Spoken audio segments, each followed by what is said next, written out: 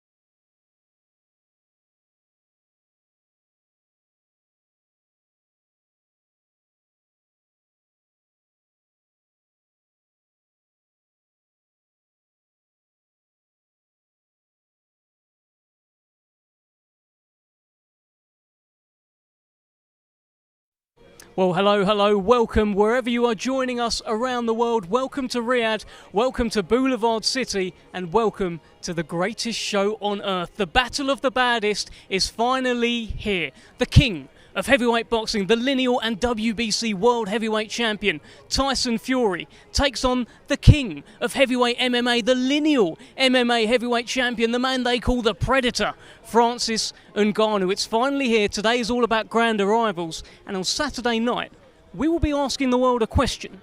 Who is the baddest man on the planet? My goodness, what a promo. Have you ever seen a promo like that before? I certainly haven't. And I'll tell you, we're going to have a little walk around here as well. We're in Boulevard City here in Riyadh. It is like something you have never seen before. And I've got Andy Clark here with me. He's on the ground. He couldn't help. He was only here a second ago. He couldn't help but walk around. Andy, what are you up to?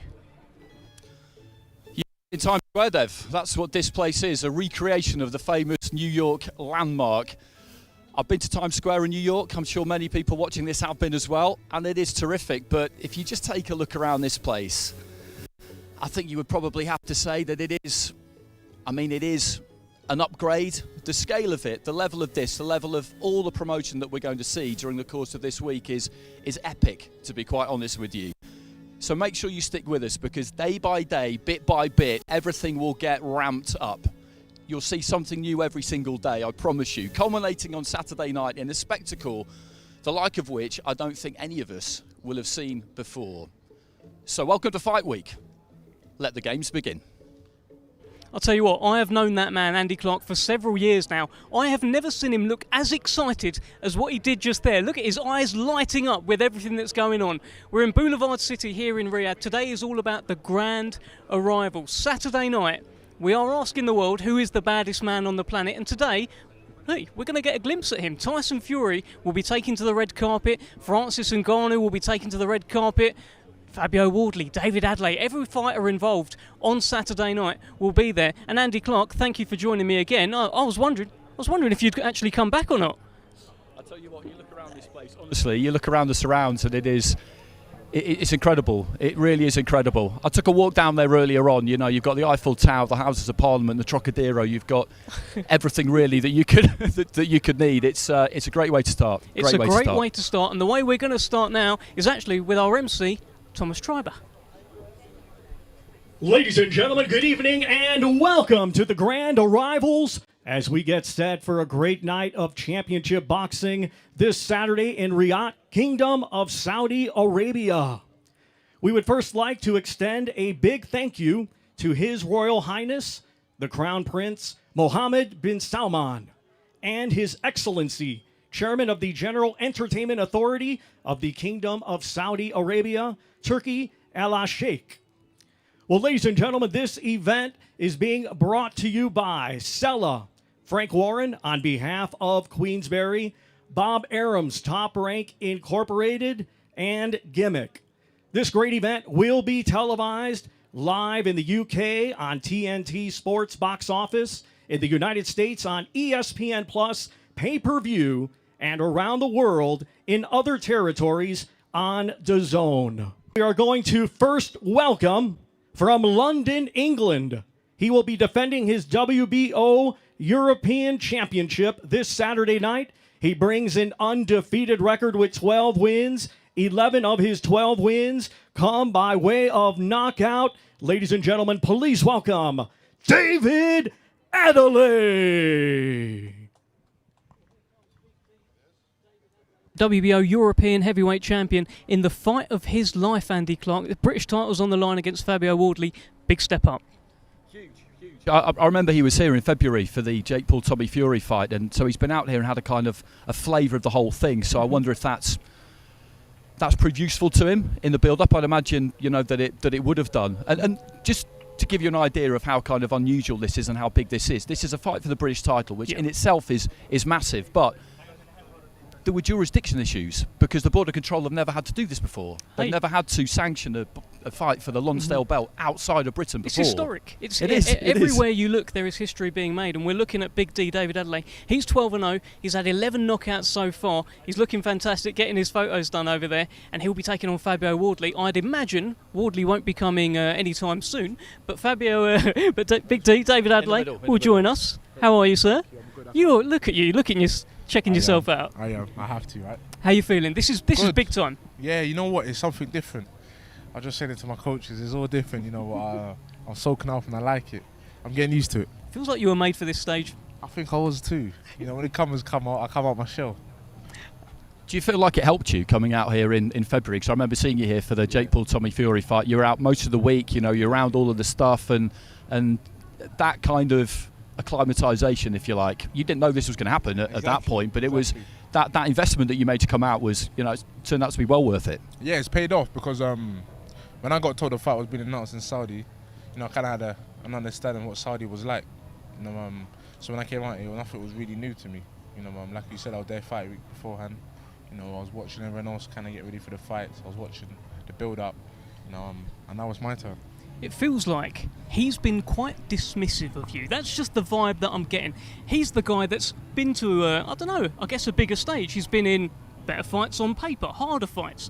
It feels to me like he's dismissing you. Are you getting that feeling from him? Yeah, but it doesn't really matter though, does it? He's still going to have to fight me on fight night, isn't he? Mm-hmm. He says he's been there, he's done that, but on fight night it's a different story. And when you're trading level, it's a different story as well. Something I'm used to doing, so we'll just have to see. You've been calling for this for a while. I know you were irritated when you felt like you were kind of jumped in the queue by Fraser Clark, a fight that ended up not happening, of course, as we know. What is it about Fabio that you feel that you can exploit? Why do you feel that you've got his number? I'm not asking for tactics because you can't tell me that, but when you look into somebody's eyes as a fighter, a lot of the time, particularly you big fellas, sometimes you feel like you see something. Yeah, stylistically it works. It was nothing personal towards him.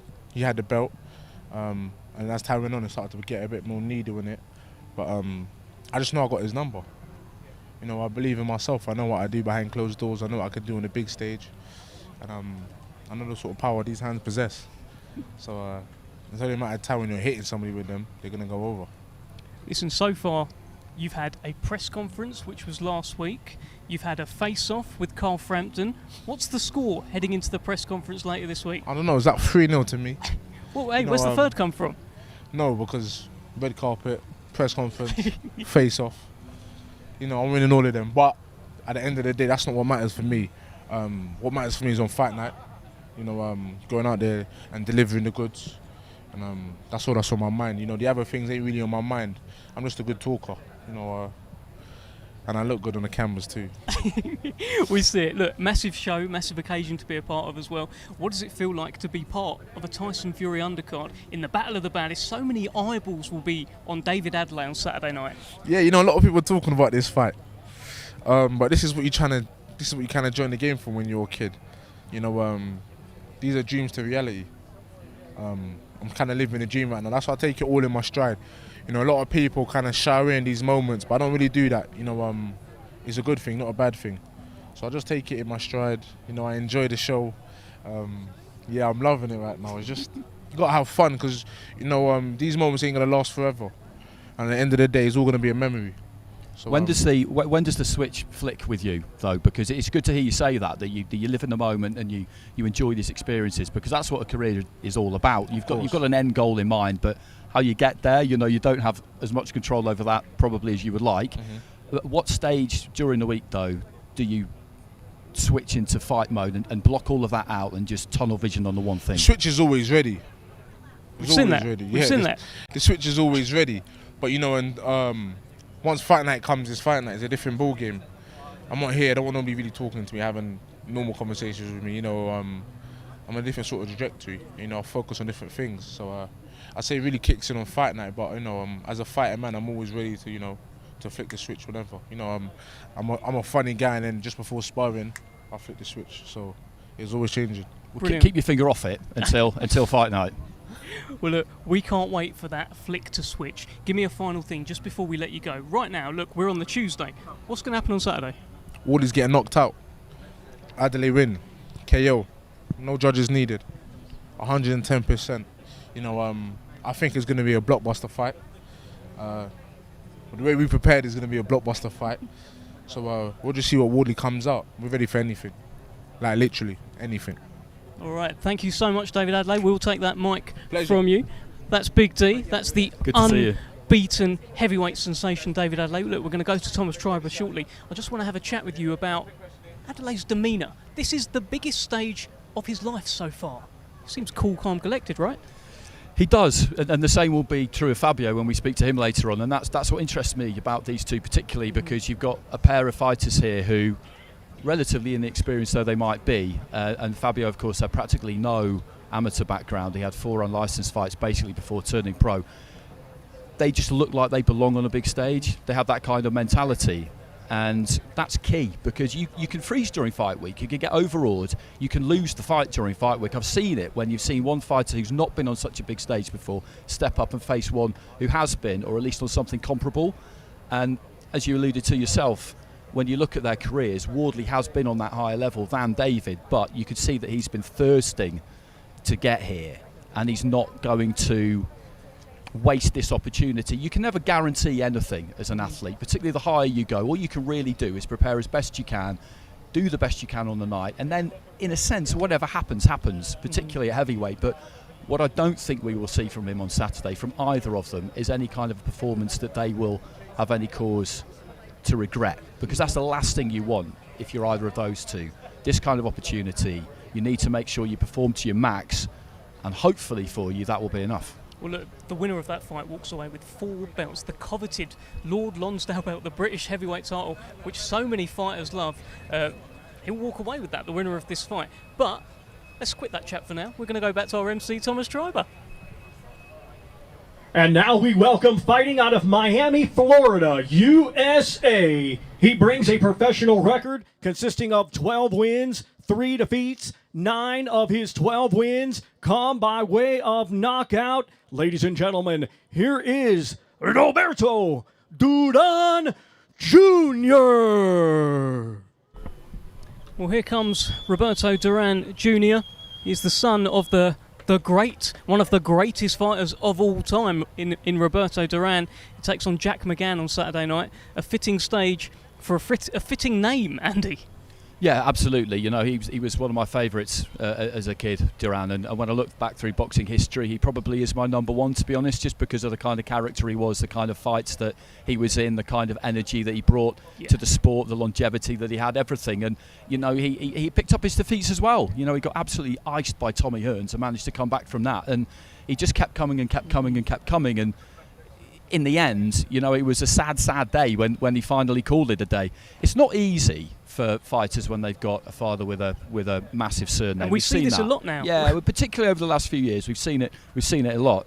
Well, let's have a quick chat with the man himself, Robert Duran Jr. How are you, sir? I'm good, thank you.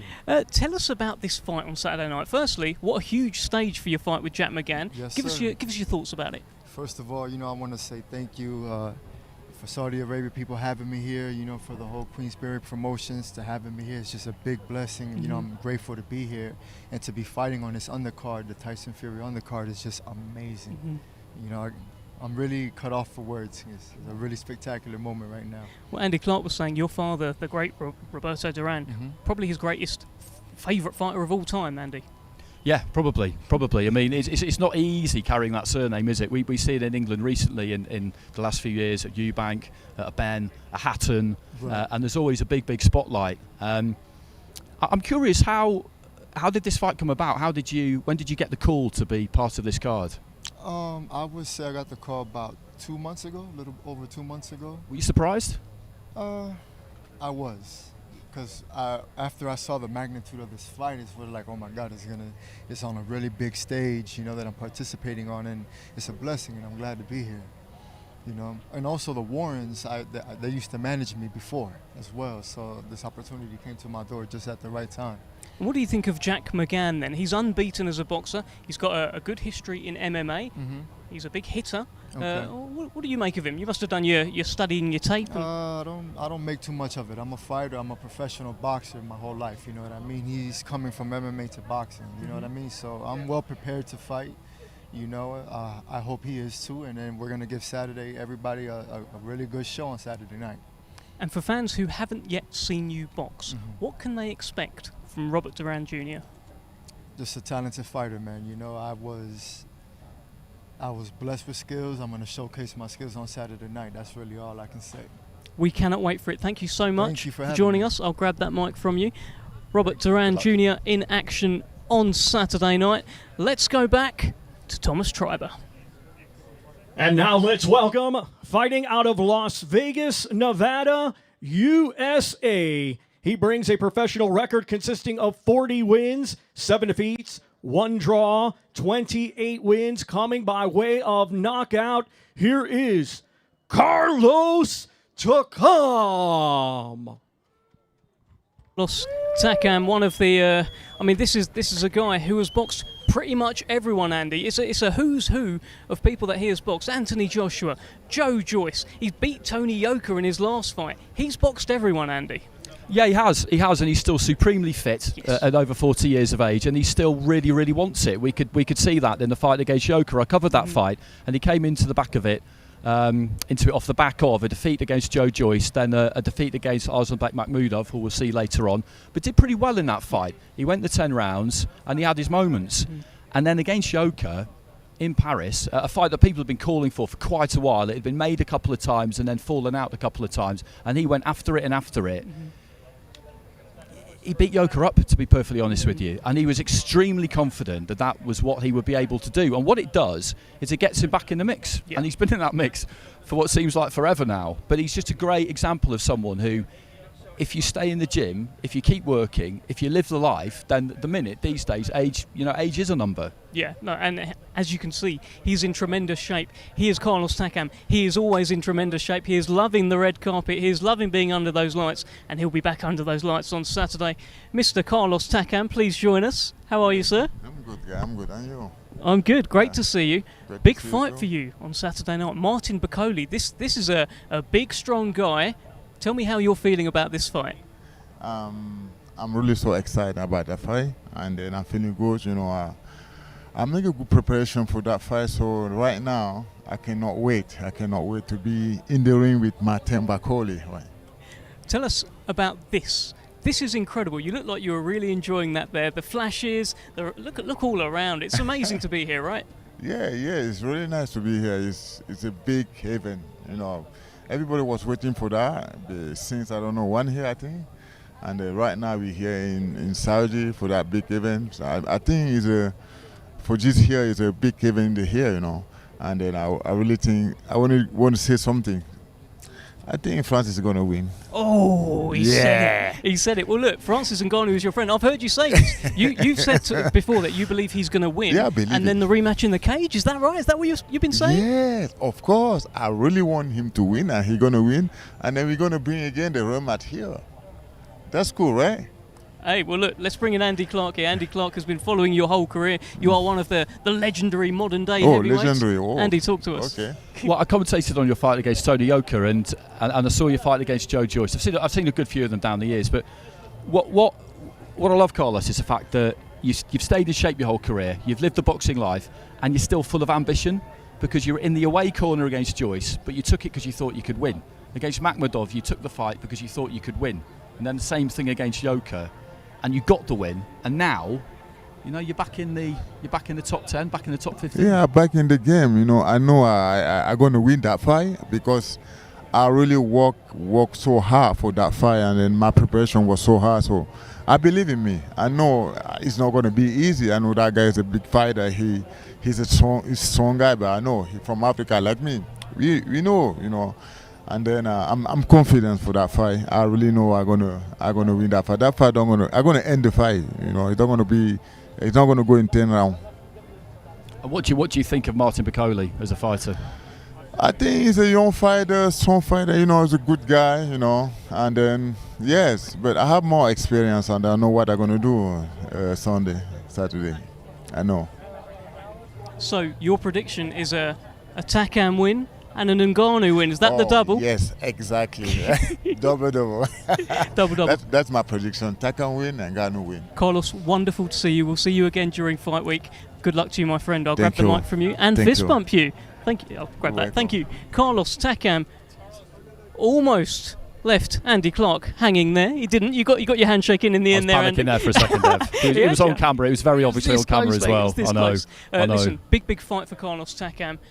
This Martin Bakole fight is one, for me, it's really caught the public's attention. Yeah, it's a good fight because Bakole has got some real ability. He always has had. He had that setback losing to Michael Hunter in a fight where a lot of questions were asked about him after that fight, but the way he responded was impressive because he went straight into a fight in Poland against Mariusz Fak. Fak at that point wasn't in the away corner like he is now. He had big ambitions, so that was a bold move. But that's how much confidence they had in themselves that the defeat against Hunter was a blip.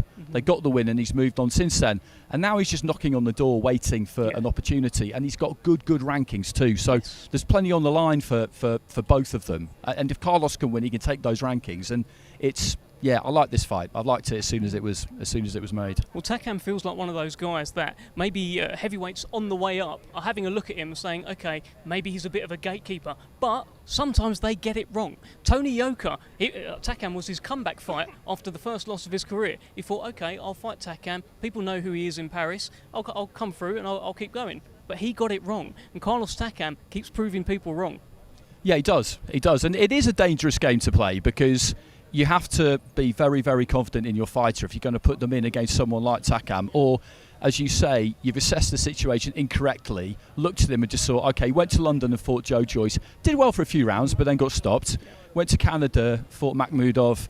Okay, did all right, but he lost on points. All right, that's where he is now. He's taking away corner jobs. He hasn't really got any ambition left. It'd be easy to think that, but it was wrong. Because he was just waiting for that opportunity. He always fancied it against Tony Yoka. I always fancied him against Tony Yoka, to be honest with you. And you look at the shape he's in, and he is, as I say, he's a good lesson to all pros out there because he lives the life of a professional fighter, and he always has done. He absolutely always has done. And just a reminder, this Saturday night, in the UK, TNT Sports box office. In the US, via Top Rank on ESPN Plus pay-per-view, and around the world in other territories on DAZN. Make sure you don't miss this fight, this event. There's so much. We've just had a chat to Carlos Takam, who's taking on Martin Bakole. We've spoken to David Adeleye. Very soon we'll be speaking to Tyson Fury and Francis Ngannou. But first, let's go back to Thomas Treiber. Let's now welcome, coming to us from Liverpool, England. He brings an undefeated record with 8 wins, 1 draw. 5 of his 8 wins come by way of knockout. Here is Jack the Pilgrim McGann. So far, just 8 wins, 1 draw on his record. And the main thing here is that this man has switched over from MMA to boxing. He was tremendous in the MMA world. There was a point where he had 10 first-round knockouts in a row, and he wants to be proof in the pudding that you can translate MMA striking to heavyweight, well, to boxing. Yeah, you can. You see plenty of fighters make the switch over from kickboxing as well, and generally they tend to stand up quite straight and punch hard. It can leave them a little bit vulnerable at times if they're a bit too upright, so we'll see what he's like stylistically, but he's very experienced in combat sports, and that does make a big difference. There's a huge difference between boxing and MMA, clearly, but in terms of the mentality and the mindset and being able to take yourself mentally to that place you need to take yourself to be able to get in there with somebody else. Well, let's bring and in the put it Pilgrim. all on the line. You know, that's absolutely critical. Absolutely. The Pilgrim, Jack McGann, how are you, sir? Very good, thanks. Yeah, great to see you. Tell us about this. You know, it looks like you're really taking that in there. You're taking in the lights. Big occasion, big stage for you. Yeah, it's massive. I've said from the start, there's been an ongoing theme of we're doing it different, and you've never seen nothing like this. But I've heard that plenty of times, and you get there and it is. But this is really, I got the impression early on to just have a really open mind to it and just get ready for whatever crazy stuff they come up with. And when I was driving up to the to this, then all the light, you can see the lights from miles away. I've never seen production like this, and it's different. Me and Andy were talking about your MMA background. Hey, you could really hit in the MMA world. It looks like you can whack in the boxing world, so that the power does translate, huh? Yeah, I thought that maybe the change of gloves, them few couple of ounces would have made a difference, but I've been doing okay so far. So, just give us an idea of how this came about for you, because what I like about these occasions is sometimes you talk to fighters and you say, okay, where were you when you got the call? You know, where were you when when the phone went and you knew you were going to get this opportunity? It was sort of it was an ongoing thing with talking back and forth a lot with my manager Alfie Warren and Spencer Brown, which is a massive part of why I'm on here. But the original thing to get me foot in the door was you've got an MMA fighter who people say can't box, and I'm sitting here, I'm manager for the British. I've got a title. I'm doing well, and I can box, so I can do it. So it translates over. Do you know what I mean? But no, I'm truly grateful, and I understand how lucky I am to be on this card, and I can't wait to put on a performance. And you mentioned that the fact that you're in line to box for that British title. So what better way than to fight over here in front of a lot of people, put on a good performance, get a good win, and then that fight with Sam Antwi will get made sooner rather than later. Yeah, exactly. This is the chance I've been desperate for. My last 4 fights have been, if you look at the fights, they've been as exciting as you can get, and they were made for TV on a big stage. So I've been asking for this, and this is my chance now, and I'm looking to kick the door off and make a statement. Well, because of your background, Jack, because what you're doing currently in boxing, we've got to get your thoughts on the main event. Tyson Fury against Francis Ngannou. Can Francis Ngannou win? Tell us. Of course. For one, it's heavyweight boxing. So they can all punch, anything can happen. And I think a lot of people are overlooking the fact that, Ngannou's never boxed, but he's known that he's going to have a boxing match for, I imagine, a long time now, putting his mind to it. And even though it's not boxing, he's been competing at the highest level in MMA, competition-wise, and he is a monster. So, and I've been saying, with the Usyk deal signed with Fury, and everything's lined up and it's finally all perfect and falling into place. If there was ever a time where everything could go wrong, it could, I don't mean to jinx it, but it could be this. But I think Fury knows that, and that's why he's taken Ngannou fully as serious as he can anyone else. All right, perfect. Jack McGann, we cannot wait for this one. Big fight for you. Congratulations on getting on this stage. We'll see you in the week. Thanks, lads. Nice one. We'll grab that. And just a reminder, I mean, you're looking around here. We are in Boulevard City here in Riyadh, in the Kingdom of Saudi Arabia. Have a look at that. Absolutely unbelievable. I've never seen anything like this before. Andy, listen, you've been covering boxing a long time. This is quite special, Andy. It is. I mean, you just look at those screens, and when you arrive in the city as well, you just see billboards for this everywhere. I was talking to Ziad Al Mayouf, a young Saudi fighter, before we came on air, and he's over in Egypt. He lives in Egypt, and there's billboards for it over there. Oh.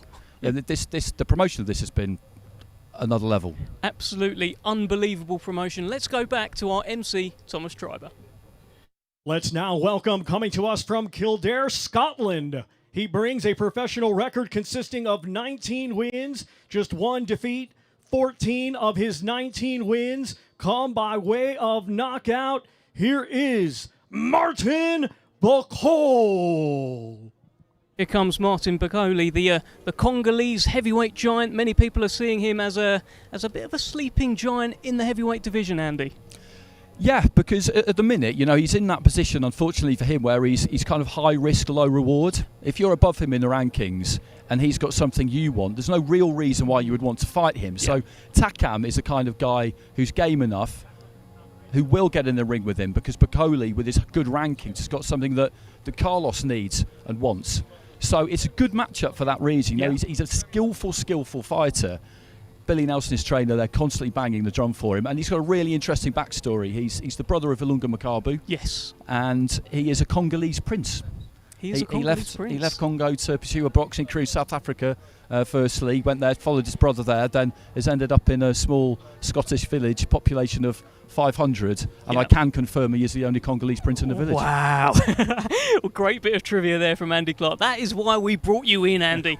Here is Martin Bakole. Let's have a chat with the giant himself ahead of the biggest fight of his life. Martin Bakole, great to see you. How are you? I'm good. Tell us how it feels to be here. This is a magnificent stage. I can see you enjoyed it up there as well. Must feel good, huh? I look like I'm in a paradise. So it's the first time to be in Saudi, but I'm surprised by a lot. Well, welcome to paradise. We were just talking, myself and Andy Clark, about how you are maybe one of those high-risk, low-reward kind of fighters, but I guess you can make a real name for yourself on this stage on Saturday. Of course, yeah. This is my show for me. This is not Tyson Fury Ngannou, but this is me. I'm fighting a guy who's got more experience and has got, has got a lot. So I'm going to learn a lot in a Saturday night. But I promise you, I'll stop him or maybe win on a point. Martin Bakole is going to win the fight. Big night for Martin Bakole, Andy. Yeah, very, very. Martin, we were saying, as Dev said, high risk, low reward. You're on a great run. People above you, they're not really going to want to fight you. That's just the way boxing goes, isn't it? So Carlos Takam, actually, off the back of his win against Yoka, who you also beat, it's as good a fight as you could possibly get. Yeah. Maybe want to revenge the Yoka fight because they're both French, but it's a big mistake he made, because it's for reason everyone is avoiding me, but he's a man. He said yes to fight me, so why not? Because everyone is avoiding me, he said yes. I just jump on a chance and keep forward. I've heard you say, Martin, I was watching one of your interviews, you said that you believe that Carlos Takam will retire after this fight. You really think that? Of course, 100%, because he will get many punches that he never get. That is a show. And watch Martin Bakole against Tony Yoka and watch Takam. It's too slow. He's got experience, yes, it's tough, but I'll punish him with many punches. Why is this guy so avoided, Andy? I mean, look, he speaks well, he's an absolute monster. I guess he's a bit scary. Yeah, it's the all-round skill set, to be honest with you. I've watched a lot of his fights, and what's really impressive about him is that for a big man, for a heavyweight, he's got fast hands. He varies the angle of attack. He varies up the weight of his punch. I remember seeing him stop Kevin Johnson, who at that point people weren't really stopping him, and the reason he did it was volume. He'd switch the angle, switch the mode of attack. It's that kind of heat that he brings, which is unusual for somebody of his size. If I looked at the stats, I'm sure it would show that he throws more punches per round than most other heavyweights out there. He's a real handful for anybody, and that's why, unless he's got something you want, and he has with Carlos Takam, then he's going to have to force his way into mandatory position, I'd imagine. Okay, Martin, we're going to get a final word from you. Just tell us, very briefly, in a few words, what's going to happen on Saturday? Oh, knockout, big knockout. Takam is in trouble. I have much respect. I respect him. He's a big brother to me. And this is for Africa. He's from Africa as well, and I'm from Africa. So one must sleep baptism. He's going to sleep Saturday night. Well, there you have it. Go back to MC Thomas Treiber.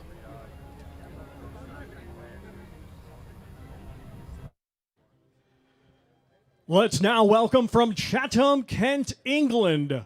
He had a stellar amateur career and now as a professional is undefeated with 5 wins. 3 of his 5 wins coming by way of knockout. Here is Moses Itauma. 18-year-old who is lighting up the heavyweight scene right now. He's got the whole world in his hands. World amateur champion, unbeaten as an amateur and as a professional, Andy. Yeah, he's made a good start. You know, we've been aware of him for a while. If you follow amateur boxing, he went to the Europeans and won gold, European youths, and stopped everybody in the first round. Went to the World Championships, the youths in Alicante last year, and same thing. I think one opponent managed to go the 3 rounds with him. Everybody else didn't hear the final bell, and everyone was after him, signature-wise. Absolutely everyone. But Queensberry have been on his trail for a bit longer than others. Yeah. You know, they do a very, very good job of looking closely at the amateurs that are coming through. Not just at senior level, not just waiting for the Olympics and see who wins medals. It's something that Frank's always, you know, put a lot of time and energy into. Top rank as well. They're both well known for it, and it's, you know, it reaps dividends. And he's a great example because, like I say, everybody wanted him. And when you watch him fight, he's been in with some tough guys already. 3 knockouts in 5, which is great because it means he's been taking a few rounds, and they've matched him tough. You know, they've matched him with some serious operators. Here is the man himself. And the last time I saw you, when you brought that guy onto that lovely long left uppercut, that was not too bad, wasn't it? That was terrific. That was absolutely terrific. That's why I need more performances like that. Like obviously, like I'm on a big platform and showcase good time to showcase my skills. How does it feel to be here? You've been in Riyadh for a few days now. Look at this event. Look at all these lights. Look at all these cameras. Look at how many people are here. How's it feel? No, I'm surprised, man. Listen, it feels good, but listen, whether I'm boxing at the York or Wembley Arena or Riyadh, it's at the end of the day you go in there and do the same job. You go in there, square circle, and you fight. So listen, it's a good opportunity for to showcase my skills, but that's what I've got to do. I've got to showcase my skills, let nothing outside the ring. We've seen a little bit of everything from you, I think, so far, in terms of what you can show us. You've had people out there within a minute. You've had people out there within sort of 90 seconds. You've gone the distance a couple of times as well. We've seen your boxing skills. What are we going to see on Saturday? Fireworks. Fireworks. I always say it, fireworks, man. You like the sound of that, Andy? Well, I mean, we've seen plenty of them so far, and it's been good to see you taking a few rounds after those first 2 fights. But what really interests me about Saturday as well is that we've got this British title fight on the same card. I mean, do you feel that you would be ready for the winner of that already? Yeah, 100%. Like, I was thinking this yesterday. I was in the shower. I believe that I can probably beat both of them. But listen, my time will come. I respect David and I respect Fabio. Obviously, they're going to put on, or hopefully they put on a good performance this Saturday night. But like I said, I believe I can beat them, and my time will come. My time will come. Mike Tyson's going to be there at the weekend. Yeah, that's mad. Still after his record? Of course, 100%. Listen, hopefully, after this fight, I can get more credit for my boxing because I don't believe, like, obviously I got a little bit of credit, but I don't believe I was able to showcase everything I can showcase. So I believe this fight I would be able to because I got an actual opponent that's trying to gun for my head. So if you see him, are you going to tell Mike Tyson that you're after his record? Listen, I was saying this. If he doesn't know that, I'm not doing my job properly. He's got to know that. Well, look, the fans have got the chance to really find out more about Moses Itauma on Saturday 100%. night. You want fireworks. Are you really after that explosive knockout and sort of beat your chest and say, I'm Moses Itauma? Of course. I'll look for that every fight. If there's not one fight that I haven't looked for that. Listen, whether it comes, it comes. If it don't, it don't. As long as I'm putting a good performance on. And what are your thoughts on the main event? Because, you know, we're all boxing guys, us three, and we probably struggle to see how Ngannou is going to be able to land that massive right on Tyson Fury, because, you know, hitting it, having a big punch is one thing, landing it against someone like him is another. Yeah, do you know what it is? Like, anyone that's done boxing themselves and they come against, like, you can have had 1,000 fights, but if you come against someone that's game, doesn't matter what you do, it's like, it's a struggle. So whether you don't know whether the shots are coming from left, right, centre, listen, I don't write any man off. If he's got a will, then he's got a chance. Listen, Moses, you have sparred like everyone, right? You've sparred Joe Joyce countless rounds, Anthony Joshua, Daniel Dubois. I think the one guy you haven't sparred is Tyson Fury. Do you think you'll get that call quite soon? Yeah, considering I was literally in the waiting area. They literally just said they said they're gonna call me up after this fight. But listen, I'm not worried about that. Yeah, I just want to put on a good performance Saturday night. Fantastic. Moses, brilliant speaking to you. We'll Thank speak to you again in the week. Well done. Just thank you. drop your mic back there. Drop that mic. Oh, there you go. Gently done. I'll tell you, there won't be anything gentle about what he does on Saturday night from what I'm hearing. Let's go back to our MC, Thomas Schreiber.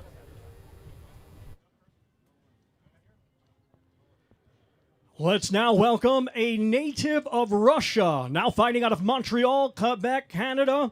He brings an undefeated record with 17 wins, 16 of his 17 wins coming by way of knockout. This Saturday night, he will be defending his NABF Heavyweight Championship. Here is Arslanbek, the Lion Makhmudov. Makhmudov, a giant, currently based in Quebec, Canada. He's from Russia, and my goodness, he's in the same hotel as me. I've seen him walking around, and he is a terrifying man, a quite foreboding figure, Andy Clark. Yeah, he is. He looks pretty menacing, doesn't he? Yeah. You know, he's got Mark Ramsey in the background there, so he's from the same stable as Artur Beterbiev. Oh, there's something about those guys. There is something about those guys. You know, he's a strong fighter. He's a strong fighter. He boxed a lot in WSB as an amateur, the 5 3-minute round format, and he had a very, very good record in it, which puts you in a good position to slipstream into pro boxing, which is what he's done, and they've built him well. Top Rank have been looking at him for a while, and they've now signed him up on a co-promotion with Eye of the Tiger, who are based up in Canada. He won his first fight with Top Rank in his last fight, and he's just about ready to go now, I think. He had a good win against Carlos Takam last year. Yeah, looks ready to go. 17-0, 16 knockouts. Mostly what he hits crumbles in front of him. The only man that's gone the distance so far is Carlos Takam. We're going to see if he can come in for a quick chat. Just a little bit scared. Let's bring in Arslanbek Makhmudov. How are you, sir? Good. How are you, guys? Good to see you. This is a huge event. You must be happy to be part of this. Yes, I'm very happy to be here, and very great, real event. You know, it's first time I've been now having this like this big event. Yeah, I'm very happy. I'm very excited. Do you feel like this is Saturday night, a huge chance for you to make a bit of a statement? For those who don't know anything about you yet, on this stage, on this platform, you can show the world who you are. Yes, of course, it's my good opportunity to show real my performance. So I'm here for seriously. I'm here for to be champion, to compete for this title, and yes. You have some good rankings. How far away do you think you are from being in that top level of the heavyweight division? I don't know, but we do all the steps. We do all what we have to do for to take this chance as soon as possible. You know, I hope so. It's gonna be next year, inshallah. You seem to have a lot of power. We have seen in your 17 wins so far, 16 have come by knockout. Where does this power come from? Tell us. Tell us. This God give me this power, but I don't know. I honestly, I don't think so. I have like more power than maybe another guys, but I try to do my best. I don't know. What are your thoughts on the main event, Tyson Fury against Francis Ngannou? Because you mentioned power there. Francis Ngannou is famous for the power that he has. Fury is, I would say, the best heavyweight in the world. I think everybody agrees on that. Yes, it's a very interesting fight. Honestly, I don't think so. Somebody think it's like not like fake fight, you know. No, it's not like that because Ngannou, Ngannou, this guy, former UFC fighter, and it's heavyweight, you know. It's strong guy. We call boxing, but it's also fight, you know. It's like a street fight, you know. That's why it's dangerous fight. I don't think so. It's of course Tyson Fury is another level. It's he maybe #1 now, but anyway, you have to be careful. Are you trying to make one of those statements where Tyson Fury, by the end of the night, knows who you are? Again, repeat, please. You want Tyson Fury to know your name at the end of the night?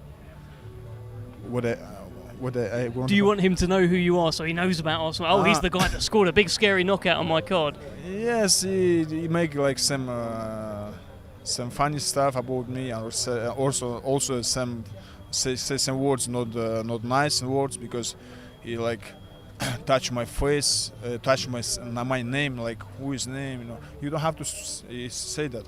It's personal stuff. You know? My name is personal stuff. If you want to say about boxing, you want to say, oh, it's not good boxer or good boxer. It's your opinion. It's no problem.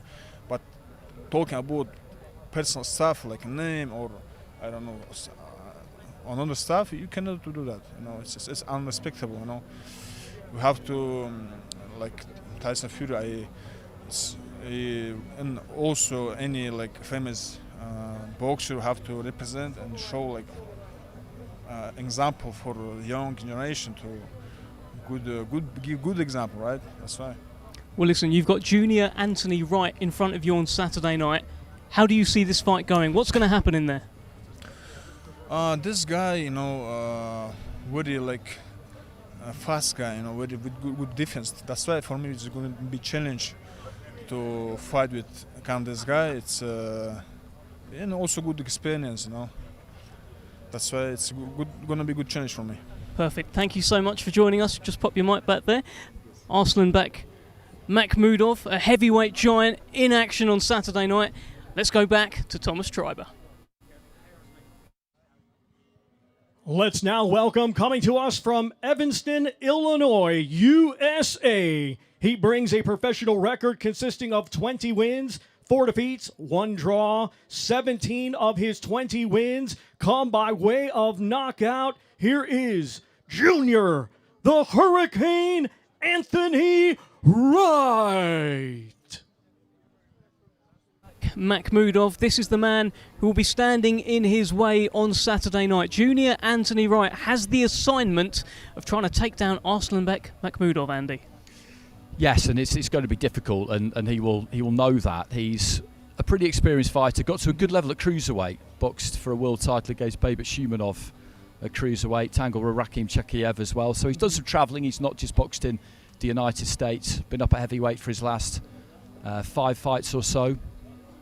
So he'll be aware of the scale of the task, but as I say, he is an experienced guy, and a good performance, win, lose or draw, and it can increase your stock. It can do a lot for you. Well, that's what can happen in heavyweight boxing. Sometimes it's not always about like, oh, you have to win. If you lose well, you can be in the mix for the next guy. It was quite funny just watching him walk past Makhmudov, having to sort of look up at him as well. There is a bit of a size difference there. I think Junior Anthony Wright, as you said, did most of his work at cruiserweight, so it is quite a tall task. Yeah, it is, and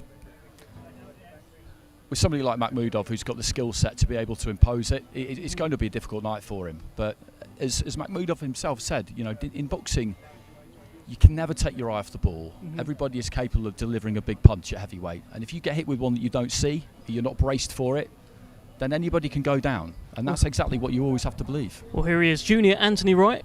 Great to see you. How are you, sir? Doing well. How you doing? I'm doing very well.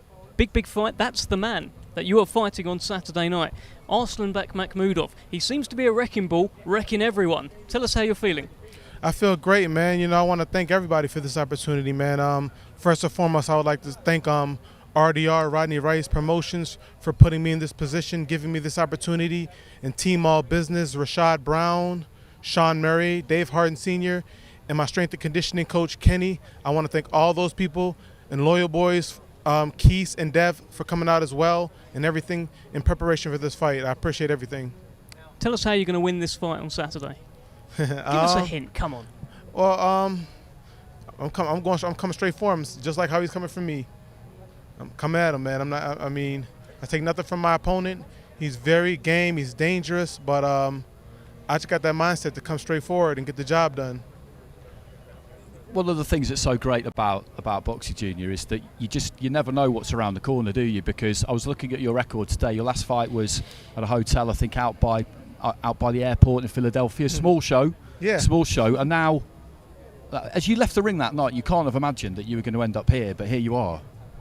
Yes, I am. And it was a surprise because, like I said before, everything happens really, really fast, and you just don't know when these opportunities are going to come. But like they say, stay ready so you don't have to get ready. Go ahead.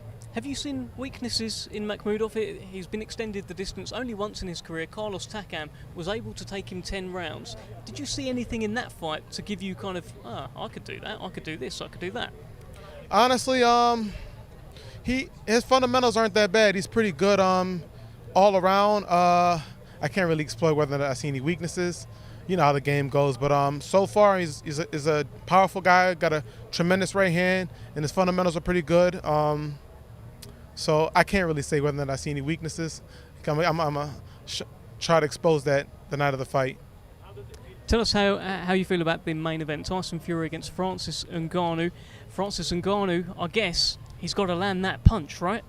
Yeah, I mean, it's quite obvious. Ngannou, he's a puncher. He's not going to outbox Tyson Fury. So, in my opinion, he would have to catch lightning in a bottle. That's all I see. I mean, Tyson Fury is going to control everything else. He just got to get lucky. That is the key right there, isn't it? Because being able to land on someone like Tyson Fury is very, very difficult, and you're going to have to hit him with one that he doesn't see, because he's been hit very hard by Deontay Wilder, but he was able to see it and brace himself for it. So it's a tall order for Ngannou, isn't it, to be able to land one on Fury that he's not in a position to soak up. Yeah, it's going to be hard because even like Deontay Wilder, he's very unpredictable. Sometimes he fights like he doesn't even know when he's going to throw the punches.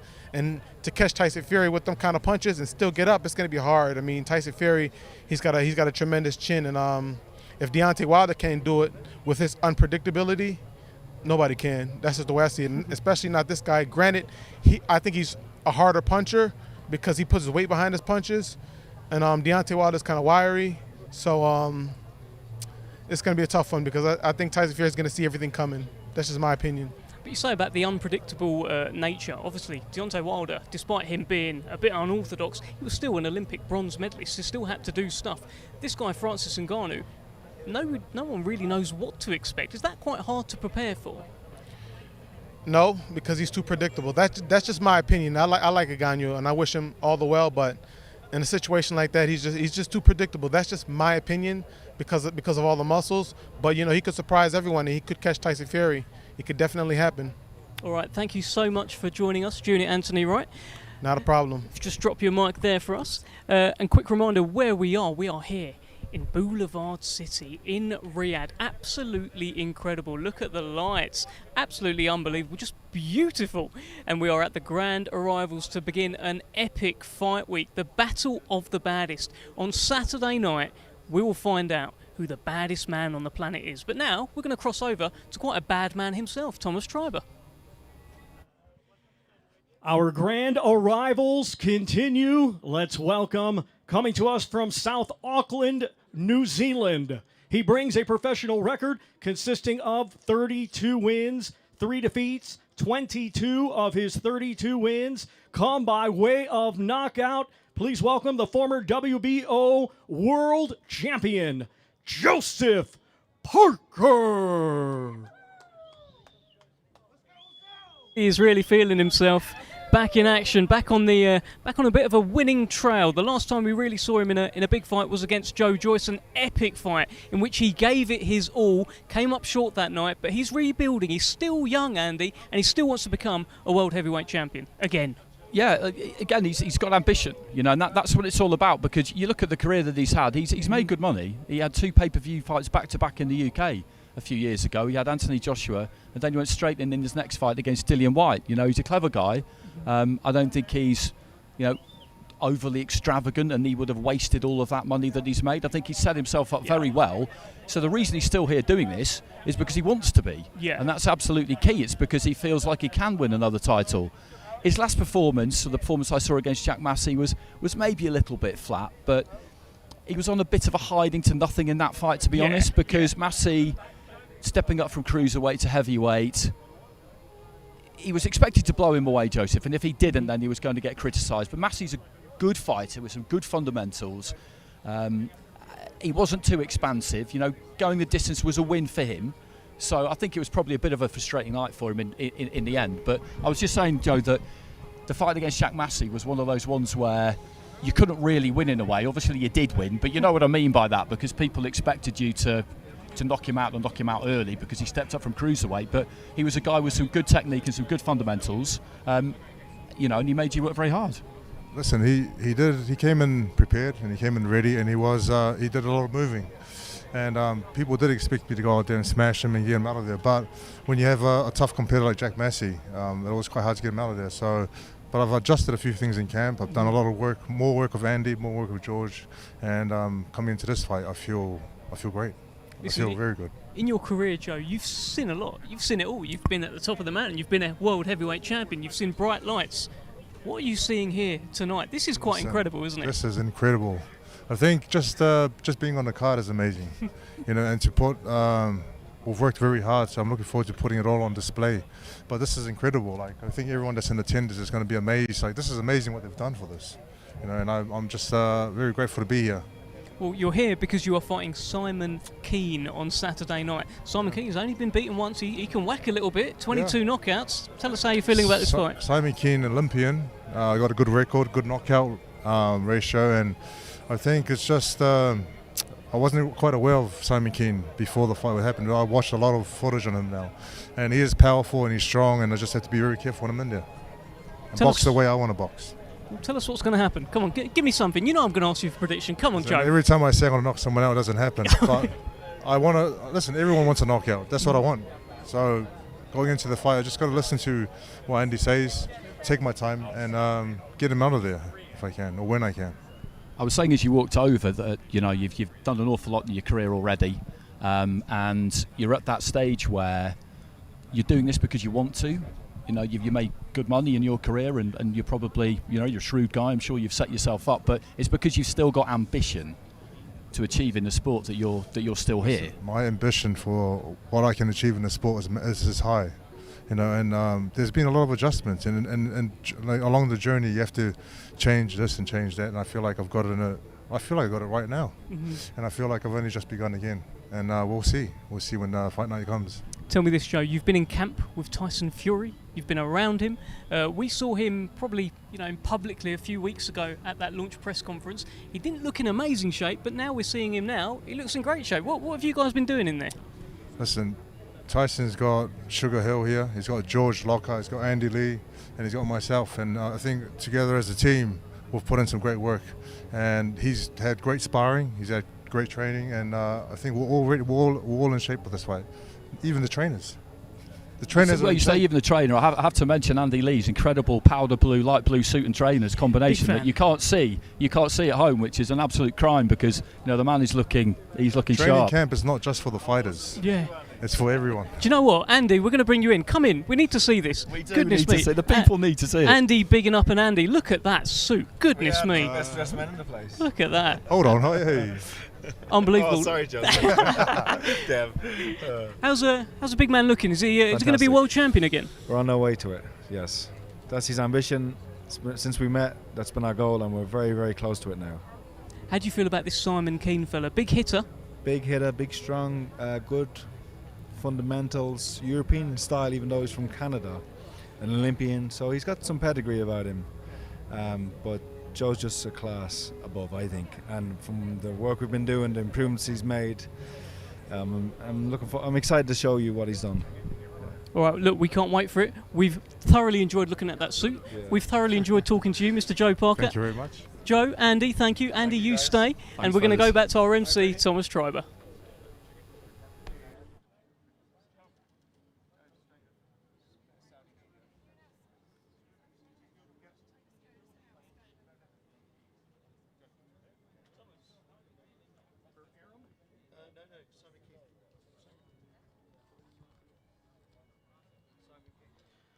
Let's welcome first, coming to us from Trois-Rivières, Quebec, Canada. His professional record, 23 wins, just one defeat. 22 of his 23 wins come by way of knockout. Here is Simon the Grizzly Kean. That was quite an intense shot from our cameraman. It felt like he was staring right through me there, Simon Kean. Andy Lee's come to have a look at this screen as well. There's something about this fella. He's got a walk about him. He's got a swag about him. And again, just like with Makhmudov, I'm a little bit scared, Andy. Yeah, there's a big team they brought over too because they're both from the same stable, Eye of the Tiger, up in Canada. So that helps because there's a familiarity that comes with that, with having a lot of the same people around you and one of your training partners as well. And you mentioned his record, and it is a good record. There's not, that many names on it in terms of the level that he's been at. The defeat was a while ago, so he's well and truly over that. But again, I feel like he's one of these guys who he will feel like he's ready to go, and he will look at Joe Parker and just think, this is the perfect guy for me, because he's been a world champion. He's still very, very well ranked, and he won't be thinking anything other than a win. But as we just said, win, lose or draw, a good performance, and it can do a lot for you. I mean, we saw it with Dempsey McKean, didn't we, for example, against Filip Hrgovic. Exactly that kind of performance, good example. If you don't win, it can still take you a long way. And I think, it's a leap, but at some point you have to make one. Well, look, he's one of those names that we've seen like on BoxRec. He's been around the heavyweight division a little while, and it feels like he's awaiting his breakout fight. Simon Kean, hello, sir. How are you? Fine, thank you. Yeah? Yeah. I'll do my best because I don't speak English, but I'll do my best. Okay, well, look, is this a translator? Can you help? Yeah, I'll help. Okay. Well, listen, we're not going to keep you for too long, but Joseph Parker believes that he will knock you out on Saturday night in front of all these people in Riyadh. What do you think about that? Of course, you want to knock me out. I want to knock him out too. It's, everybody said that, but I don't know what to say, but I'm not going to let you knocking me out. No. Well, listen, only Joe Joyce has been able to actually stop him. He's still a man who wants to become world heavyweight champion again. He's got big ambitions. What are your ambitions in the sport right now, Simon Kean? My ambition, first of all, I want to beat Joseph Parker. It's my only that thing. I think only that win, and after that, I'm looking for what's going to happen. Listen, what we're going to ask you to do... Step by step. So we've got a big fights coming up. So I'm focused on that. We had a great training camp. So I believe in myself. I never stop believing. Let's go. Well, listen, you sound like you believe in yourself. You look in tremendous shape. We're going to ask you to do one thing. We want you to send a message to Joseph Parker. What do you want to tell him? Hey, Joseph. I'm not hungry. I'm starving. Well, there we go. You're not hungry, you're starving. Thank you so much. All right, thank you. Thank you, Simon Kean. There's a starving Simon Kean taking on Joseph Parker on Saturday night. Let's go back to our MC, who isn't starving. I saw him eating a bag of crisps. Thomas Schreiber.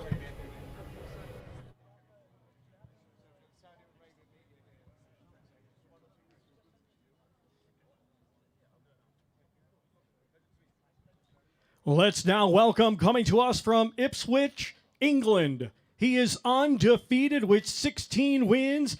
15 of his 16 wins come by way of knockout. And this Saturday night, he will be defending his British and WBA Continental Championships. Here is Fabio Wardley. Here comes the unbeaten Fabio Wardley, the British heavyweight champion, the WBA Continental heavyweight champion, and maybe, listen, if Andy Clark wasn't here, maybe Fabio Wardley would be the coolest man here tonight. Unfortunately, Andy, he's not. It's just his bad luck, isn't it? What can I say? But Fabio's one of these guys who I picked up his career from an early stage, working on it, covering it, when he started boxing on Sky when he was 3-4 fights in. And what you realised about him straight away was that he was one of these people who just gets it, the whole thing. The fact that you need to market yourself, the fact that you need to have something to say, that you need to keep your eye on your own career and as much as you can drive it yourself. He would want to be on board with every decision that's made about everything that he does.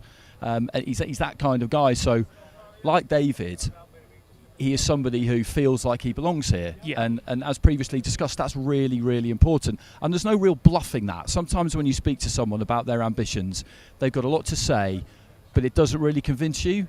But with other people, they've got that more kind of measured look about them, and what they say to you, you tend to believe it. I was just saying that from the start when I started covering your pro career, you always struck me as being one of these people who you understood the sport, you understood the business, you understood what was required of you, kind of inside and outside the ring. And this is the kind of place that you've always felt that supposed to be that you belonged in. Yeah, massively. There's a lot more that goes into boxing than just look. You got to be a good boxer at the end of the day. You got to put on a show, but it's an entertainment sport as well. You got to entertain the fans. You got to entertain the people that want to come watch you, that pay their good hard-earned money to sit in seats. So you got to do that bit, and you've got to do all of this as well. And this is something special. Well, Fabio, look, I was saying to Andy, I mean, you're looking fantastic. I said, if Andy wasn't here, you'd probably be the coolest dressed person here. Oh, nice. I'll tell you what, he distracted me on my walk in. I went, go on, Andy. I wheel this one out for the big occasions. Last time I wore this, I was getting married. Yeah, true story. Okay. There you go. Well, big occasion for you on Saturday night. David Adeleye wants to take your head off. How do you feel about that? Well, everyone wants to take my head off nowadays, but it's nothing new for me. So, yeah, it's going to be an interesting one. It's a fiery matchup. Look, it's going to be something special, I think. I think the event, the spectacle that it is going to bring something out of the both of us. Like we always know with me that, look, if it's go time and you want to get stuck in, then I'm ready for that anytime, any place, anywhere. But we haven't seen so much of that from David. So maybe this event, maybe this spectacle will bring that out of him, and he'll want to get involved, and we can put on a show for everyone that's tuning in to watch. Well, look, a lot of people talk about how this is the step up for Adeleye. Is it a step up for you? Young, unbeaten, hungry, heavy-handed British heavyweight. Is it? Yeah, you've got a way with words, a way with spinning it to make it sound maybe a bit more spicy than it is. I don't know. Look, he's got all the I don't know, taglines which you're putting on him. That maybe it could turn into be something like that. Do I think it's my hardest test yet? I'm not convinced, but show me on the night and we'll see. 4 belts on the line, Andy, as well. Yeah, I mean, you've got the vacant Commonwealth too, which is another terrific belt to win. You've got some good rankings, actually, haven't you, with the WBA, the IBF. You're in at number 15 now as well. He's got 9 with the WBO. So, there's that ladder to climb as well as keeping hold of the British. In terms of the build-up, it was unfortunate what happened at the press conference. You both would have learned a lesson from that. But it has made the fight bigger. I mean, you talked about this being the entertainment business, and it's put a bigger spotlight on it. Yeah, massively. The fight was already pretty big to begin with. People, like I say, there was undefeated, both British heavyweights getting in there, putting it on the line, and then a bit of unfortunate incident at the previous presser, but it did what it did, and it added more fuel to the fire and made it more spicy. So, yeah, I think a few extra people are going to be tuning in to watch just to see how we get on. Listen, Fabio, it's Tuesday today. We're just a few days away. You're going to be asked for your prediction several times before the fight. This is me asking you for the first time. What's going to happen on Saturday? I'm going to keep count all through the week of how many times. Look, Saturday, I think most of us purist boxing, I think we've got Fury backed. I think we just think that we've seen his dominance in standard boxing and that without that kind of that MMA crossover. So I think when he steps in the ring on the night, I think the expectation is obviously for him to win. I think that's a lot of us feel that way. But Ngannou has a left and a right question mark in either hand, and I think he's going to be looking to put that on for everyone to see. Wow, what about your question marks? What is David Adeleye going to think about the question marks you present him on Saturday? What's going to happen in your fight? I don't know. After I hit him with him, he's not going to be thinking too much, I don't think. Andy, such a good fight. It's a great fight. It's a great fight because you've got... In Fabio, you've got somebody who is genuinely heavy-handed, and I think there's more to come on the power front because he's able to hit people hard sometimes when he's not even really that set. So I'll be interested to see what he's been doing in the gym, because if he could just sort of sit down on his shots a little bit more, then I feel like he's maybe at about 70% power at the minute, possibly. Is that accurate? 70%? You got a bit more? Yeah, look, you definitely haven't seen the most of me. You haven't seen the best of me. You haven't seen the most of me. Probably, as you guys said before, I came from that white-collar background of not having those pedigrees that step up before. So I've been in the lab, I've been doing the hard work, I've been going back to kind of the real basics of boxing and those key details, and you'll see all the finals of that on the night. Do you think we need more than 70% of you to beat David Adeleye on Saturday? I'm not going to do it. I'm not going to do a Eubank and say you need 60% or whichever. But look, I always take my fight seriously, regardless of the build-up, regardless of everything else, regardless of the opponent. I don't care who it is. It could be someone you found from the crowd. I'm going to be training at 100%, and I'm going to take 100% of me into the ring. So that's irrelevant. I'm going to do my job. We can't wait. Fabio Wardley, thank you so much for speaking to us. Let's go back to the one and only Thomas Treiber. Well, ladies and gentlemen, that completes the grand arrivals of our undercard fighters. And before we get to our main event participants, we would like to extend a big thank you to His Royal Highness, the Crown Prince Mohammed bin Salman, and His Excellency, Chairman of the General Entertainment Authority of the Kingdom of Saudi Arabia, Turkey, Al-Sheikh. Well, ladies and gentlemen, our main event this Saturday night, it is a WBC special event scheduled for 10 rounds in the heavyweight division. We will first welcome a native of Cameroon, now fighting out of Las Vegas, Nevada, USA. He has a professional MMA record consisting of 17 wins, 3 defeats, with 12 of his 17 wins coming by way of knockout. Here is the lineal mixed martial arts heavyweight world champion, Francis the Predator Ngannou.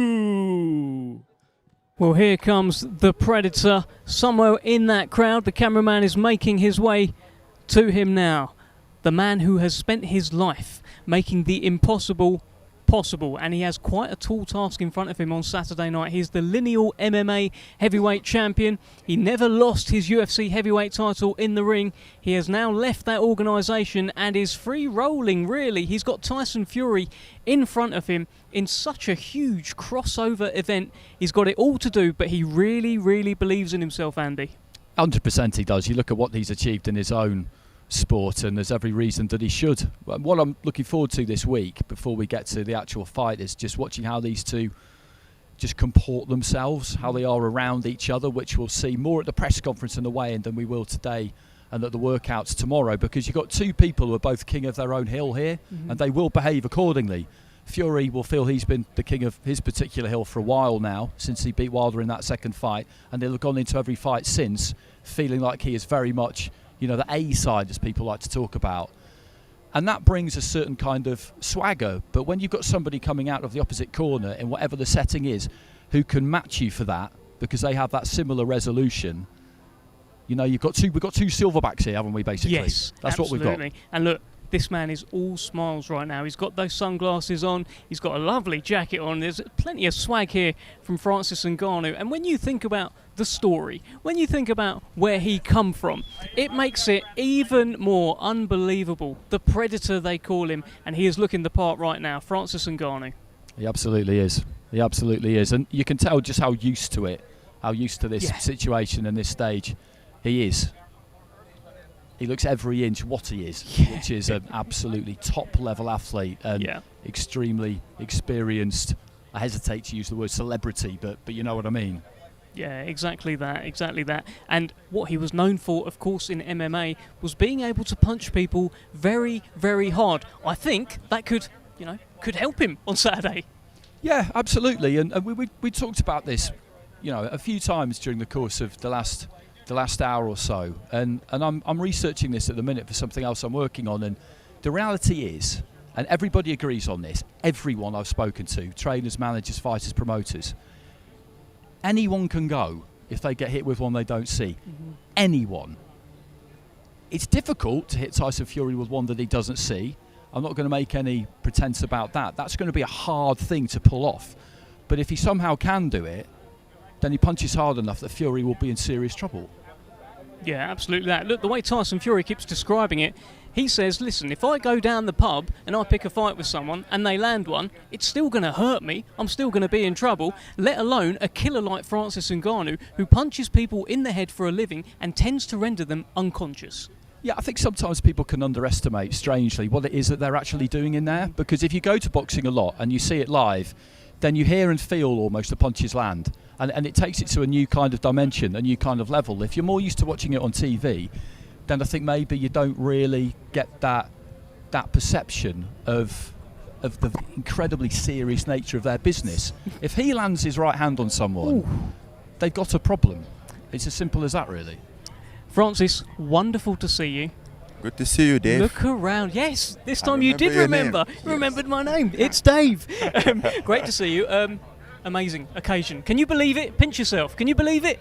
I can't believe it. Walking from there, I was looking at it. I'm like, damn, the boy has made it. I mean, I don't know what's the limit, what to really know that you made it, but I think I have made it.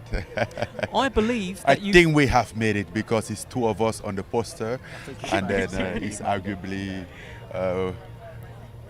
both of us complete each other in this case. I think so. Look, I understand you've brought over a lot of your family as well. They are here to witness what you are doing. Have you brought your mother over as well? Is that right? Yeah, she's been here for 2 weeks already. Wow. She's not here right now. She's at the game because she's going to meet Cristiano Ronaldo. Oh, wow. Your friend Cristiano Ronaldo? Yeah. It's my boy. Yeah, look at that. That's that Ronaldo gave you that watch, didn't he? Yeah. So tell us, Andy, I mean, big task ahead of him on Saturday night. Most of the boxing world are writing him off. What do you think? I'm curious to know how's training gone? How have you gone about trying to kind of replicate what Fury will do? Well, I didn't try to replicate what Fury would do. I was trying to install my own rules, how I go. You know, I'm not going there to play Fury game, but I'm going there to play my own game. So my training was based on like me, how I gonna fight to win Fury, and that's what me and my coaches we work on it.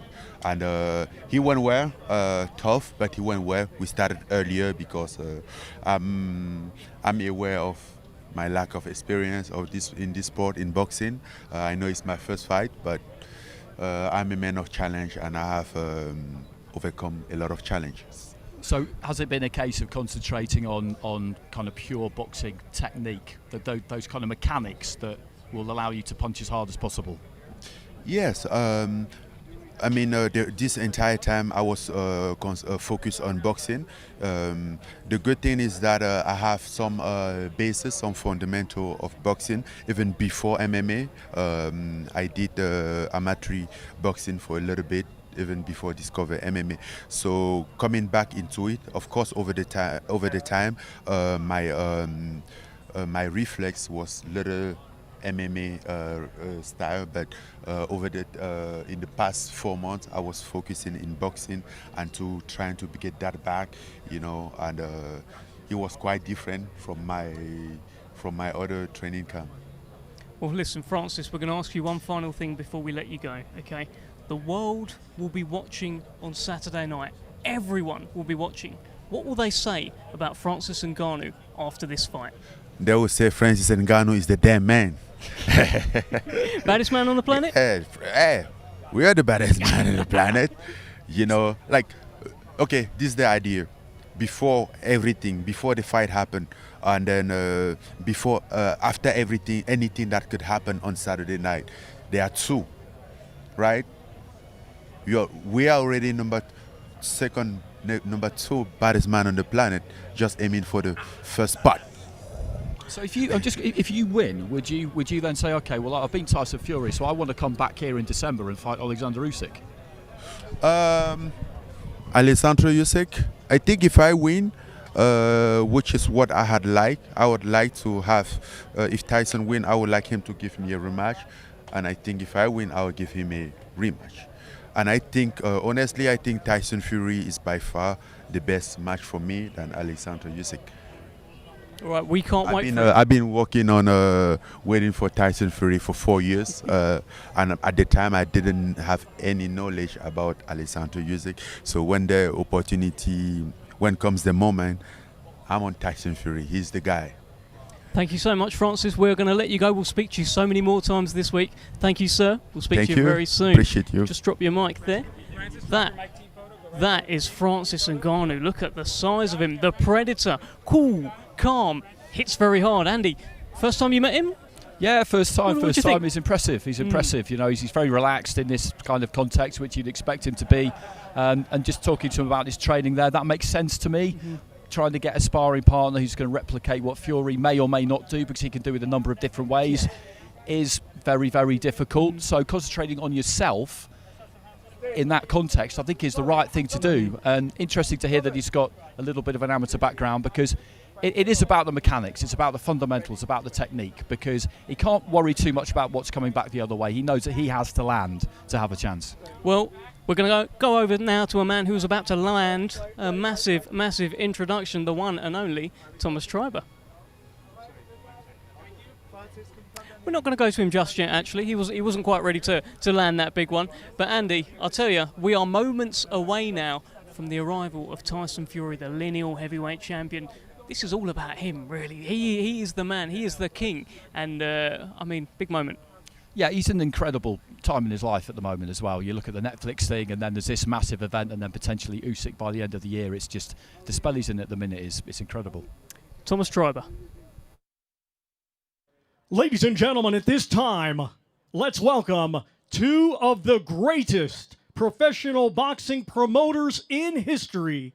They are both in the International Boxing Hall of Fame, Mr. Bob Arum and Mr. Frank Warren. All right, well, look at this. I'll tell you, you've got a massive, massive event when you've got not one, but two Hall of Fame boxing promoters in town to promote it, to bang the drum, and they are really making things happen for Tyson Fury. Frank Warren and Bob Arum there, Andy. Yeah, these are a fascinating pair of individuals. They really are. You think about the amount of time they've spent in the sport, you think about the amount of things that they've achieved, and it's kind of mind-boggling, really. And they're both amazing company. Yeah. You understand immediately how they've managed to do what they've done, because they're those kinds of people who make you kind of feel a little bit special just by having a conversation with you. They make you feel like you're kind of the only person in the room, and they're capable of doing that with everybody they speak to. It's great to have them here. It really is. It's great to have them here. We'll have a chat with them very, very shortly. Just doing a few photos for the red carpet. Nothing they haven't seen before. Frank Warren and Bob Arum, two Hall of Fame boxing promoters. And what an event we have got on Saturday night. The Battle of the Baddest. And Frank Warren said at the very start of this event, he said this is going to be the biggest show, biggest event that he's ever been involved in. Initially, I just thought, oh, that's a good line, Frank. But you look around what we've got here tonight, some of the shots that we've shown you on this stream, incredible, absolutely incredible. And I'll make him right. Let's have a chat with Frank and Bob, as he calls Andy the young man. Frank, I think you're coming in with me. Hello, sir. How you doing? I'm good. Where's Bob? Bob, if you want to come in as well. Frank, listen, let's start with you. At the very start of the promotion of this whole event, you said it's going to be the biggest show you've ever been involved with. Look around. It is, isn't it? It certainly is. It's actually bigger than I thought it would be. This is magnificent. I've never seen promotion like it. Everywhere you go, not just here, in the world, it's everywhere, in all the major cities. It's fabulous. And it's going to be such a brilliant night, there's no doubt about it. Bob, you've been on an amazing ride with Tyson Fury as well, with Frank these last few years. I'm just curious, when was the first time you heard about this 6'9" fighter called Tyson Fury? We heard about it, Frank and I, and we didn't quite believe it, because we asked, where are you going to put it here in Riyadh? And they said, well, we haven't built the arena yet. I said, well, you only have a couple of months before the fight's going to happen. And look, out there, they built the arena. How did they do it quickly? 60 days. Right. In the States, it would take at least 2.5 years to build an arena like this. They should bring the guys over to finish the H2 Right. tunnel. I guess they don't have unions. No, they don't. Tyson Fury, he's fully crossed over now, and this is for both of you guys to talk about here. Netflix #1. He's got singles. He's got books. I mean, he does it all, Frank. He does. I mean, he's become a worldwide celebrity, and it's down to hard work. I mean, hard work in the ring and outside the ring with the various ventures that he gets involved with. But one thing about him, whatever he gets involved with, it's successful. He's a very successful guy. He's really at the top of his game at the moment, Bob. Well, yeah. I mean, even in the States, he's big news, because since Muhammad Ali, we haven't seen an athlete, let alone a boxer, like him. I mean, he is just captivates everything that he sets his mind to do.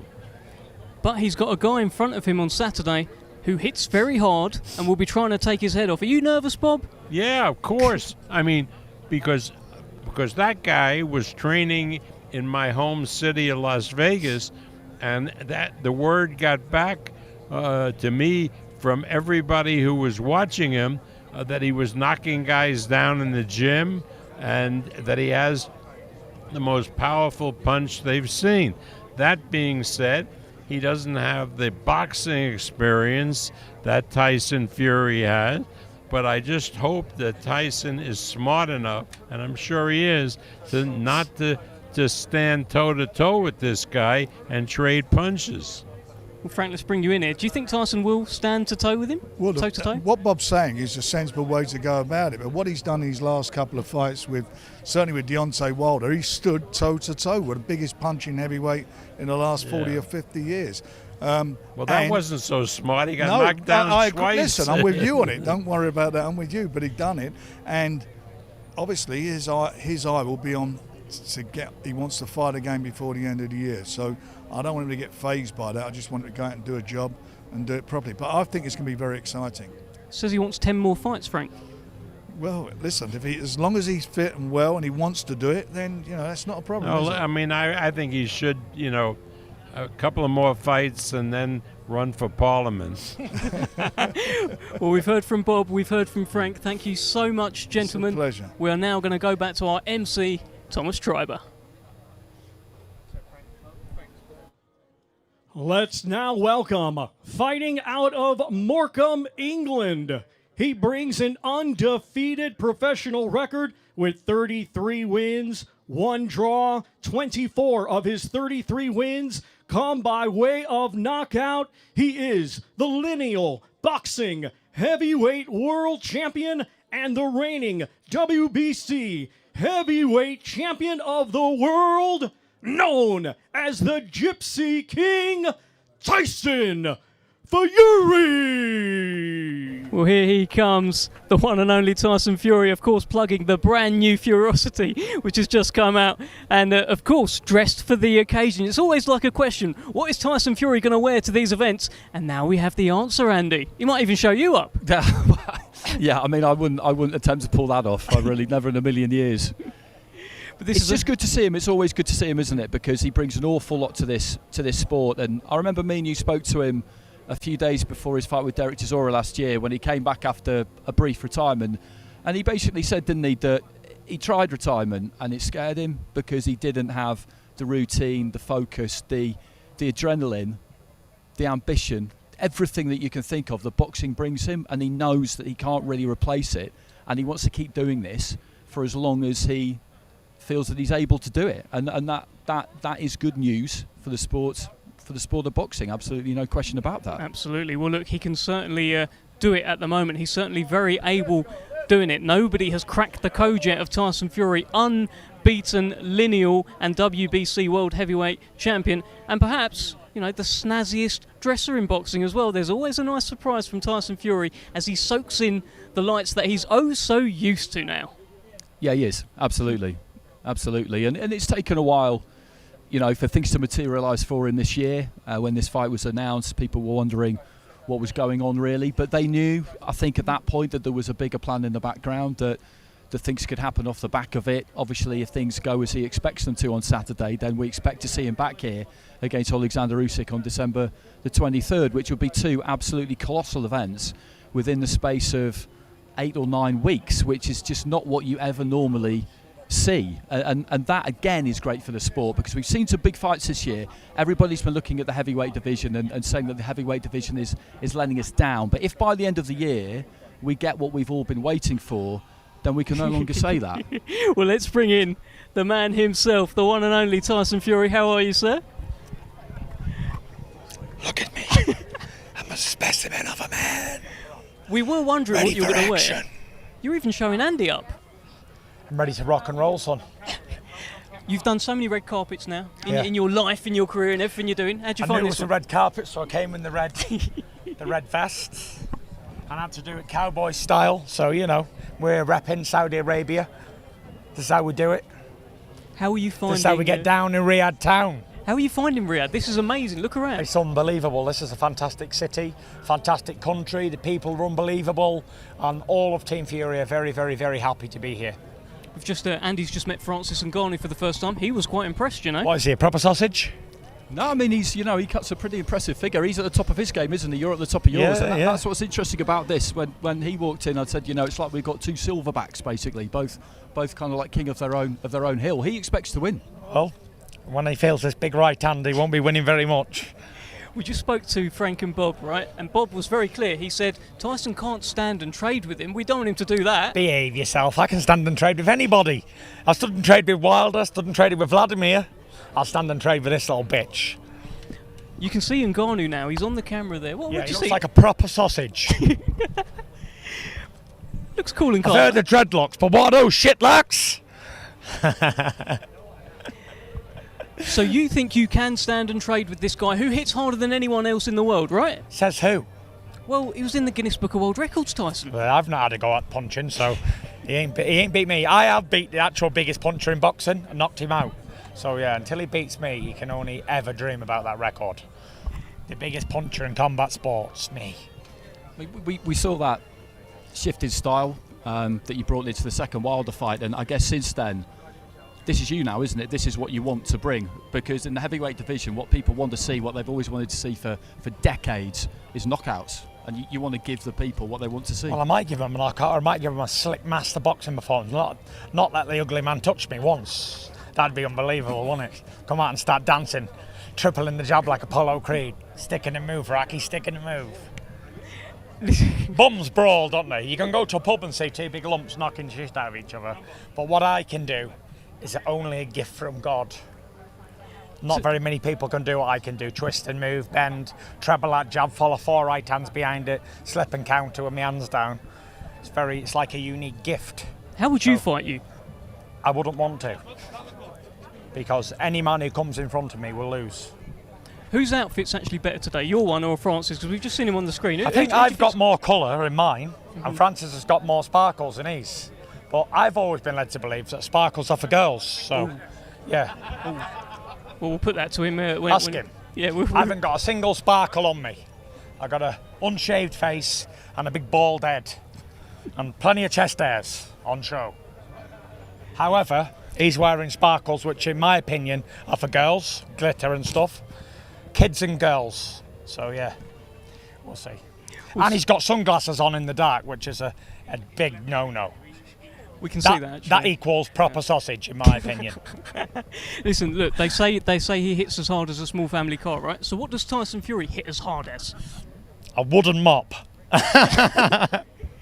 Good job. Do you ever kind of take a moment to just kind of look at where you are in your life ever during your career? Because look at where you are at the minute. You know, you're the smash hit on Netflix. Yeah. You're front and centre of this, which is massive. Look at this, it's unbelievable, isn't if it? what you expect to happen happens on Only Saturday, one will reign. then we'll have another one in December. That'll be 2 back-to-back. You know, do you ever kind of take pause and just think about what you've done with your life? I just sometimes look in the mirror and think I'm an absolute genius. and when everyone thought it was all over for the GK, he comes and totally redeems himself. And pulls this out the hat.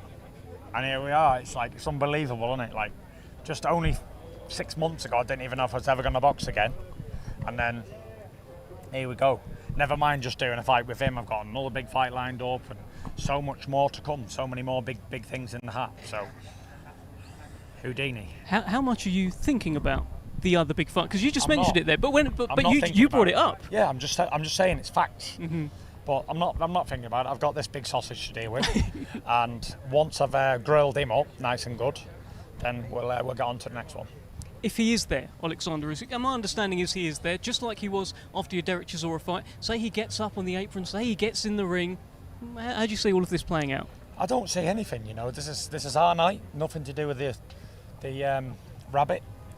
And yeah, it is what it is. This is our night. And look, our names are up in lights and big screens everywhere and posters and that. So it's really about us. It's not about the rabbit on this occasion. He will get his turn soon. The world will be watching as well. Cristiano Ronaldo. So many megastars are going to be there. It's quite something, Tyson. Unbelievable. All the biggest stars from around the world in all sports and things are coming. Actors, MMA fighters, boxers, everybody. So it's going to be a big event of who's who. I believe it's the biggest sports gala of the most champions ever been before in history, right here in Riyadh. So we're all looking forward to it. big night, Andy. Yeah, it's absolutely massive, and this can see the heavyweight division basically just close out the year in incredible style, because people have been pointing at the heavyweight division a little bit when we've seen Spence Crawford and fights like that, and just wanting... Spence Crawford, though, wasn't really a good fight, was it? The It was a great imagination performance. of the fight was better than the actual fight. It was. And that's what I think. I think once we've had the big fights, then there's nothing more to look forward to. The anticipation of watching Spence and Crawford was much better than the actual event. It's like waiting for an event like Christmas, and you gear up to it, you do all your shopping, you round it all up, wrap them all up, and then it's here and it's gone. It's like, well, all right, see you next year, guys. It's quite pointless. But you've got to see it, though, haven't you, to know? Well, we saw that one. It wasn't all that, and it was what it was, but yeah. Whatever you say, Andy. Your promoter, Frank Warren, one of your promoters, has Yeah. said that you are now... Am I the only fighter in the world who's got not one, but 2 Hall of Fame boxing promoters? Can't be bad, right? Oh, I'm flying, isn't I? Well, look, he says that you're now the biggest star in world boxing. You've overtaken Canelo Alvarez. Agree? Listen, I don't pay no heed to all that stuff, stars and whatever else. I just come here, do my job, get paid, go home. I don't pay any attention to it. I don't do any fancy dancy stuff. Go back to Morecambe and just do the bins and all that shit, what I usually do. So, yeah, you could be the most famous person in the world, but if you don't leave Morecambe, you don't reap any rewards out of it, do you? It's not that I don't get invited to all these fancy places like the Formula One and the tennis and all these sort of things, but it's having the time and getting away from the family and going there on my own. And if it's not a family event and kids are welcome, then I'm probably not going to go. So if there's any family stuff going, like Disney trips and things and all that, then holler at me. But if there's not, then get somebody else, single person, I think. Well, look, it's quite a big moment for him, Tyson, as well. He's brought his whole family. His mum's here to watch him as well. As much as you understand, you believe you're going to knock him out, etc. You must have a quiet admiration for his story and the fact that he has joined you on this big stage. Yeah, for sure. Listen, it takes 2 to tango, and he deserves to be here. He's going to earn his money the hard way, and good luck to him. I can't say any more. He's gone from being homeless eating rats on the street of Paris to now being right at the side of the big GK up there in lights. So, and he's getting a massive payday. So congratulations. He's trained hard, so have I, and we're both going to throw down and see who wins. Final one, Tyson. What's going to happen on Saturday night? Tell us. I'm going to knock this big fella out. Not going to change your mind now that he's over there looking so big and glittery? No, I told you, glitters and sparkles are for girls. And yeah, I'm going to chin him. Okay, thank you so much for joining All the us, best. Mr. Fury. Thank you. And now, one and only Andy Clark has gone for a bit of a wander. Let's go and join him. Okay, so I thought I'd go for a little bit of a roam around. I spotted Mauricio Suleiman just a minute or so ago. I seem to have kind of lost track of him somehow, which is a little bit of a schoolboy error. He could be lurking around here somewhere. Actually, let's pull in my pal Ziad Al Mayouf, famous Saudi fighter, carrying the hopes of the Saudi nation on his boxing shoulders. You're not fighting on this card, but you've been boxing on the other big cards we've seen over here. You know what this means to the country. You know what this means to Riyadh to have these 2 guys here. Just having these 2 guys here doesn't only mean so much to Riyadh and Saudi Arabia. It means a lot to boxing. We get to bring boxing back, and what better place to do it than Saudi Arabia? And all we see now is just because you see a huge change that is being developed into the sport of boxing, and it gets countries like Saudi Arabia that want to be, investing in it. And His Royal Highness the Crown Prince Mohammed bin Salman and His Excellency Turki Al Sheikh just doing all of this is something we've never seen before. I've been to fights in Vegas, in the UK, everywhere around the US. This is much bigger than what I would have dreamt of as a kid coming up from the boxing system here. Okay, great. Always good to see you. We'll catch you again during the week, I'm sure. Okay, so I'll just have a little bit of a nose down here. Fabio Wardley just away to our left-hand side, just heading into the ranks of the media. Mauricio Suleiman has been waylaid by Radio Raheem. I'm asking a lot of my cameraman here, Junior. I'm pulling him one way, then the other, making him go forward, making him reverse, back up. So, Shane, if we could just catch a quick word with you, if that's okay. So how's the build up to this one been for you? I think it's just started today, actually. We've done a bit yesterday. This week is when it starts. We've just been focusing on what we needed to do this week. And ready for a big build up this week. Is it different because he's not in with the kind of opponent that people would expect him to be in with? Has it got a different feel to it? Not to us. I've said in a ton of interviews this week. I think he brings as much danger as the rest of them. Tyson can beat them all anyway. So, yeah, I think he fetches as much danger as anyone else. But we're confident in getting the job done. He's looking good in the gym anyway. Okay, thanks very much. Thanks very much. Let's go down the carpet. Actually, let's go down the red carpet. I've always wanted to do this. Francis Ngannou just a chat to our right hand side. A lot of media you would expect.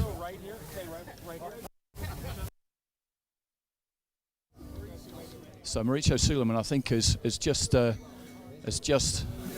finished. So I'm going to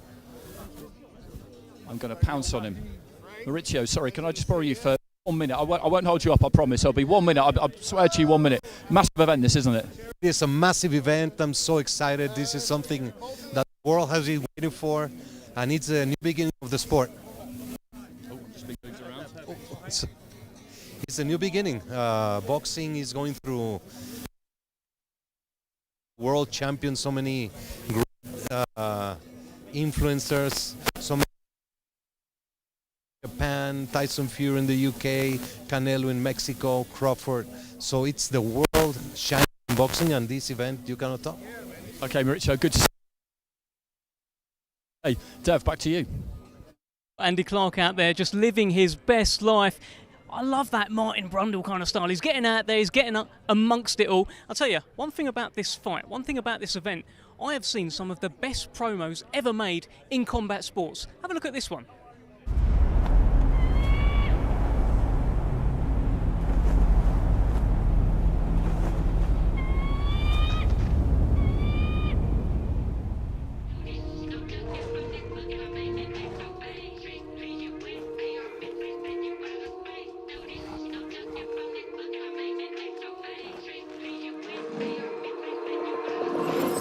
Take a walk with the full moon, well button and zipped up. It's all kicking off soon. Better stay well equipped, bruv. I don't know about your goons. Round there, everything lift up. Whether it's draw, win or lose, none of my friend them give up. Let's do it. Ain't come here to talk it out, let's get into it. Froze up now, he froze to death, you should've blew it. Told you you can't with us, you should've knew it. Yeah, we gon' do the most, yes. Foot all on they throat, yes. Oh, you wanted to ghost the bitch. Made it out alive, I'm blessed. Leave one other guy now. We was taught to die together. Get put down wherever. We gon' ride forever. Lottie-dottie, we came to start it. Bring the paper, spread the pressure, wrap them up like origami, yo. Lottie-dottie, we came to start it. It's pepper if they ever want a problem in this party, yo. Ronaldo, what do you think about France's chances against Fury? Next question. Yo. Yo.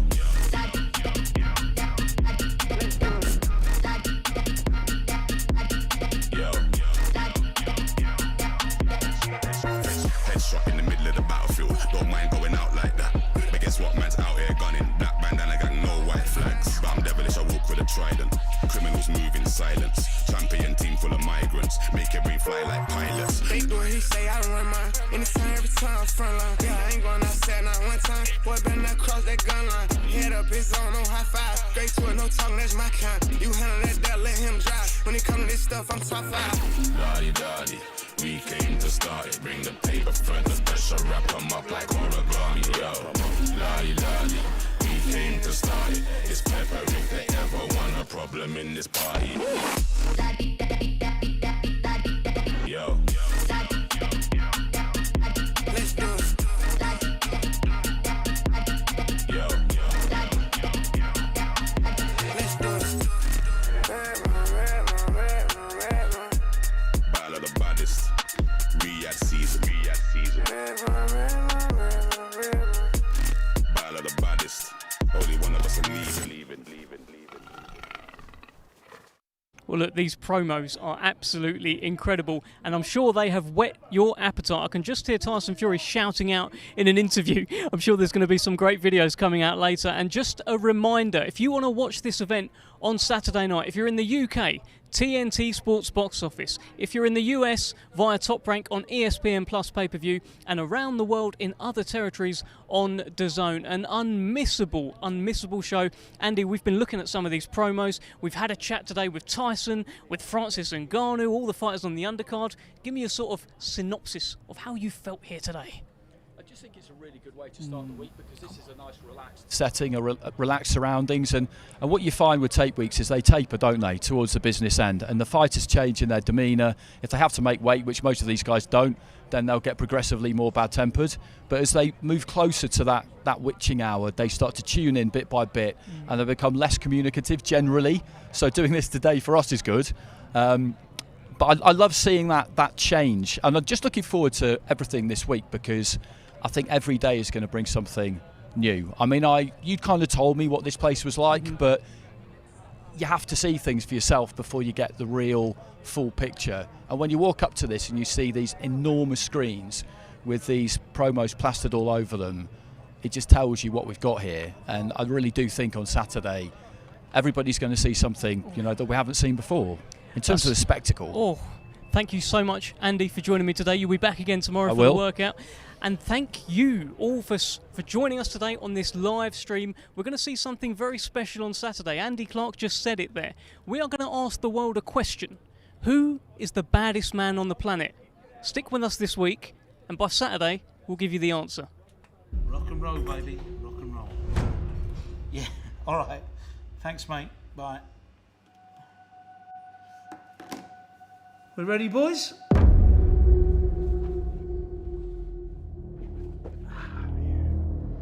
Facing me is like facing David out the Bible. You know you're He likes to go in there and whip some bang. I train my bollocks off for everybody. Whether he's a window cleaner or he's a world heavyweight king, they both get the same treatment. And that's total domination by me. This is a fight. Francis Ngannou is coming early to take his head off. Who is the baddest man on the planet? All eyeballs all around the world when you watch him Riyadh. The leading warriors. All eyes on us, like Tupac said, all eyes on me. This man has transcended his sport. The pinnacle of boxing. Saudi boxing, get ready for a takeover. Gypsy King style. All of a sudden, bang. This won't be happening without His Excellency Turkey. It is the event. Facing the Gypsy King, no matter who you are, you can't win. I never leave any stones unturned. That's why I've been undefeated in 15 years.